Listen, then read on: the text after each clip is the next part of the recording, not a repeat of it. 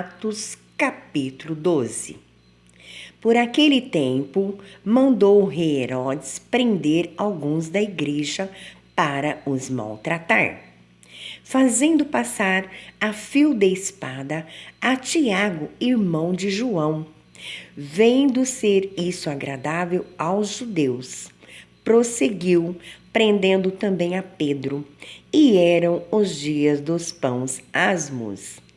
Tendo-o feito prender, lançou-o no cárcere, entregando-o a 4 escoltas de 4 soldados cada uma, para o guardarem, tencionando apresentá-lo ao povo depois da Páscoa. Pedro, pois, estava guardado no cárcere, mas havia oração incessante a Deus por parte da igreja a favor dele. Quando Herodes estava para apresentá-lo, naquela mesma noite, Pedro dormia entre 2 soldados, acorrentado com 2 cadeias e sentinelas. A porta guardava o cárcere. Eis, porém, que sobreveio um anjo do Senhor, e uma luz iluminou a prisão.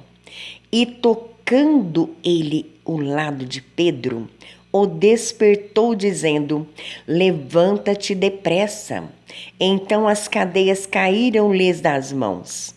Disse o anjo: cinge-te a calça e calça as sandálias. E ele assim o fez. Disse-lhe mais: põe a capa e segue-me.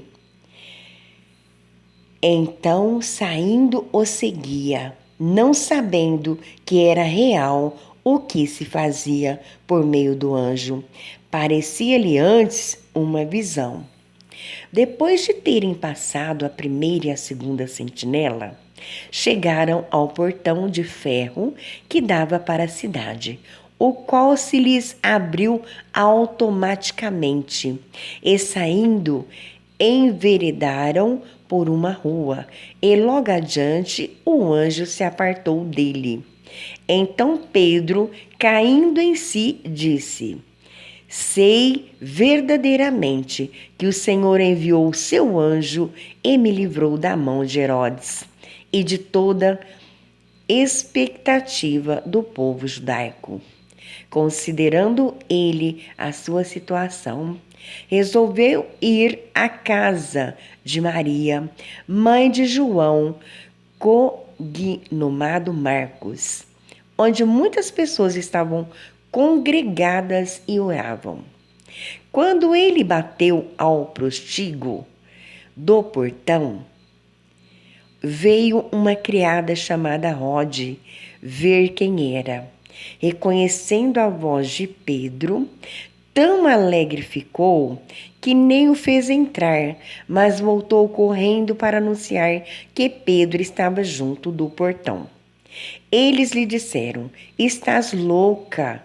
Ela, porém, persistia em afirmar que assim era. Então disseram: é o seu anjo. Entretanto, Pedro continuava batendo. Então eles abriram, viram-no e ficaram atônitos. Ele, porém, fazendo-lhe sinal com a mão para que se calassem, contou-lhes como o Senhor o tirara da prisão e acrescentou: anunciai isto a Tiago e aos irmãos. E saindo, retirou-se para outro lugar. Sendo já dia, porque não pouco alvoroço entre os soldados, sobre o que teria acontecido a Pedro, Herodes, tendo procurado e não achando, submetendo as sentinelas a inquérito, ordenou que fossem justificadas. E descendo da Judéia para Cesareia, Herodes passou ali algum tempo. Ora, havia séria divergência entre Herodes e os habitantes de Tiro e de Sidom. Porém, estes, de comum acordo, se apresentaram a ele E depois de alcançar a favor de Blasto, camarista do rei, pediram reconciliação, porque a sua terra se abastecia do país do rei. Em dia designado, Herodes, vestido de traje real, assentado no trono, dirigiu-se-lhes a palavra, e o povo clamava: é voz de um Deus e não de homem. No mesmo instante, um anjo do Senhor o feriu, por ele não haver dado glória a Deus, e comido de vermes, expirou. Entretanto, a palavra do Senhor crescia e se multiplicava.